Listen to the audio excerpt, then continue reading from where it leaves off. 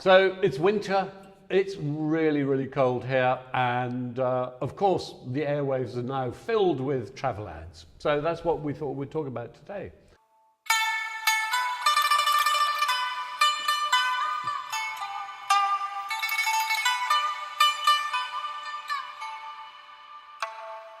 A friend of mine just recently got back from, he took his 2 kids to the Canary Islands, which I told him was not a good idea in itself.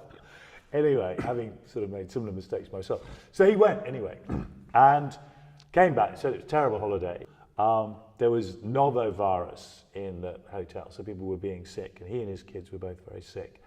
And he went on social media, went on Facebook to find out what was happening around it. And he got trolled by a lot of people saying, you're just a compensation seeker, you know, really abusive stuff. And he found that they were coming from accounts within the holiday company. So they were employees of the holiday company who were trolling him.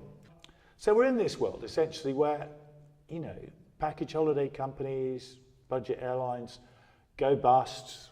There's no trust at all in them. The whole sector has a history of kind of lying. Do you see what I mean?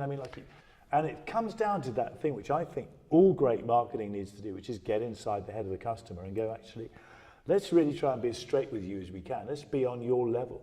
Because that's one of the things that's kind of essentially replacing advertising now, which is peer group reviews.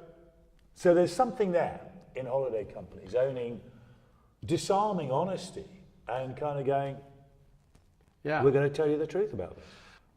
I have seen truth in advertising. Roy Brooks was a London estate agent. Oh, yeah.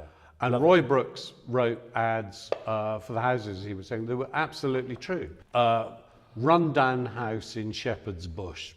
In the garden, nature has fought back and won. You know, all you need to, and then he wrote, all you need to do is slap some brown paint on it, make it look faintly trendy, and you'll be able to pass it on for a fortune. But we've talked about Dudley Moore, Crazy People. Talk about it, because I love it. I mean, it is marvellous, Crazy People. Well, Dudley Moore's a copywriter who gets put into a mental institution, and while there he starts writing advertising that tells the truth. Oh, this is lovely. Truth in travel? Huh? Forget France. The French can be annoying. Come to Greece. We're nicer. So? We're nicer? The French pride themselves on being annoying.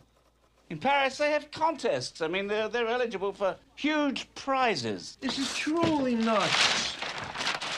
Jaguar, sleek and smart.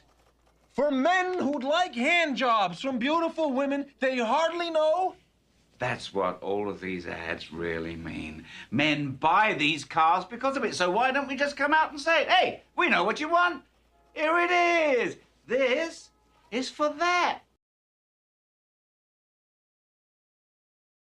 There are other areas, though, in which, you know, holiday companies, travel companies can own values or be brands with purpose, yeah? And one thought that you and I have discussed is to essentially create an enemy in the workaholic culture. So in a world in which people are not really supposed to have lunch, where they're not supposed to have a break, where they're supposed to work crazy hours, where they're supposed essentially to burn out, is not healthy for anybody. And it's kind of typical of what I would call late capitalism in terms of being just short term. It's like, let's burn these people out. I think your idea about a brand taking a stand against workaholic culture is a fantastic idea. Love it. Well, just start off campaigning for lunches. Yeah. But, you know, why can't people have an hour for lunch? I mean, And that's a holiday. The truth about holidays is that they're paradoxical in that we go to these beautiful places, and in going to the beautiful places, we fuck them up.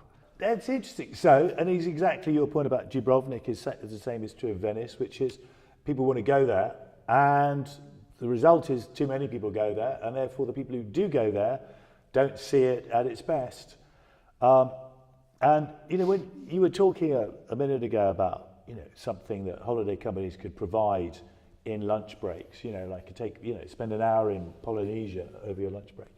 And we were talking about that in terms of not just an online film, but virtual reality. And I think, picking up exactly your point about Dubrovnik and the destruction that the travel industry is wreaking on the world, set up a travel company in the UK that doesn't go anywhere at all. I remember Samsung opened a shop in Alice Springs, and it was a dive shop. And when you went in, people were invited to put on the VR head, and suddenly they were diving with sharks. Beautiful. And of course, you're hundreds of miles away. It's amazing. So through virtual reality, I can now go to Machu Picchu without fucking it up.